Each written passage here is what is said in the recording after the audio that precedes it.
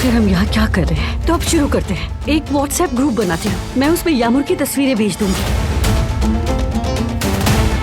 बरान मुझे कंपनी से निकाल रहा है फिरात। किसी से इस बारे में बात मत करना, मेरी तरफ से खबर का इंतजार करो। अभी मैं और जेहान मैथ की प्रैक्टिस करेंगे। भूख लगेगी तो इसके लिए केक बना रही हूँ।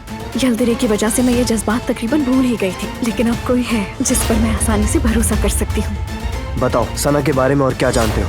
पैसे के बगैर कोई बात नहीं, मुझे सिर्फ ये बताओ वो अपना असल नाम क्यों छुपा रही है? क्योंकि उसने अपने सौतेले बाप को मारने की कोशिश की थी।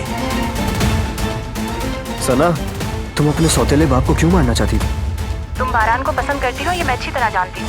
अब वक्त आ चुका है कि तुम उसे हासिल कर सकती हो।